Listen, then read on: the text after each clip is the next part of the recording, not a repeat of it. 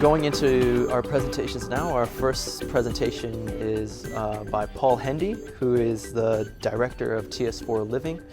TS4 Living was the company behind Australia's first designed and built zero-carbon house. Paul was mainly influenced by his father's construction business as a little one. And Paul currently is now passionate about improving the efficiency and sustainability of both new and existing buildings, while ensuring that architectural creativity and originality is maintained to create inspiring spaces and suitable environment for the future generations. So I'll just welcome Paul up to the stage. Hopefully this will all work. It's been very quick off the sort of press, or still wet, I think. TS4. I sort of have a lot of people ask me what it stands for, so I just thought I'd tell you before somebody says, what does TS4 stand for? It's the space for, and in this case, the space for living. What do we do? It's climate responsive homes. I have done for the last 9 years.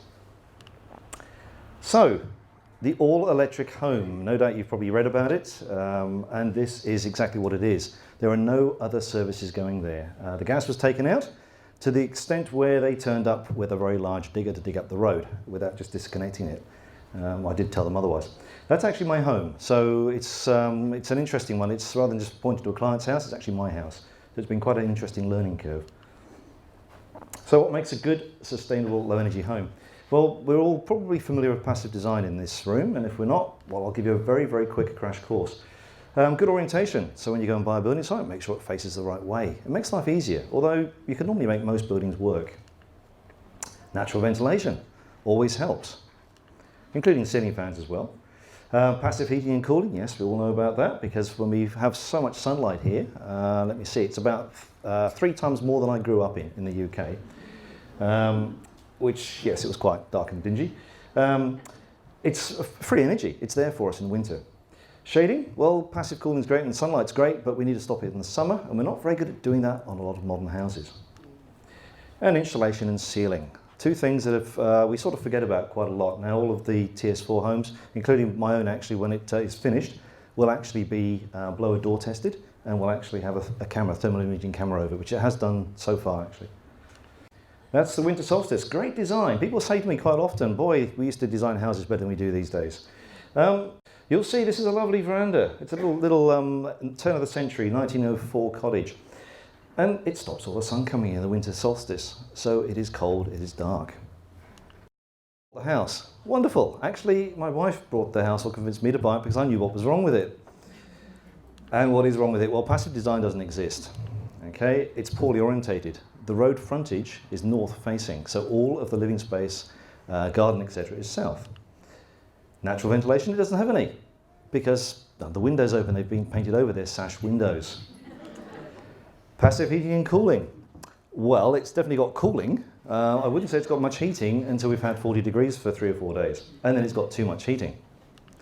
Shading, it's got lots of shading, but it doesn't work. No shading on the east and west windows. Insulation, and ceiling. Yeah, well, you can probably imagine what that's like in an old house. I did an Energy Star rating of it. It came out at 0.9. 0.9 is not very good in the overall scheme of things. It had terrible thermal comfort.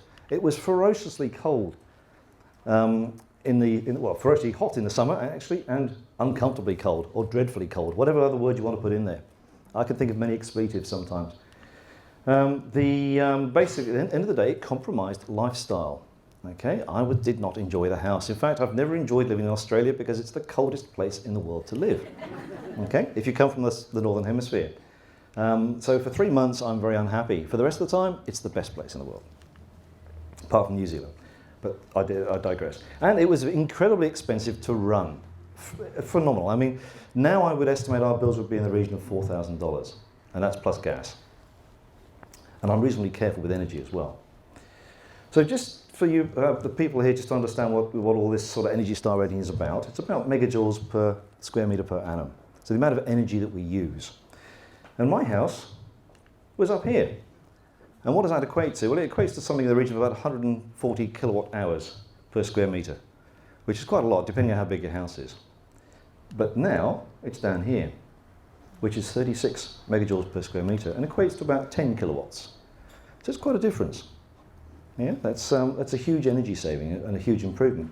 Much further, you can go to 10 star, actually costs you quite a lot to get there. Existing house, lean-to, I'm sure we've seen them before. Small lot, 270 square metres. Living space, sleeping space, utility space. What I decided to do was remove the area that bled energy and replace it with exactly the same 8x8 format, which is slightly better insulated.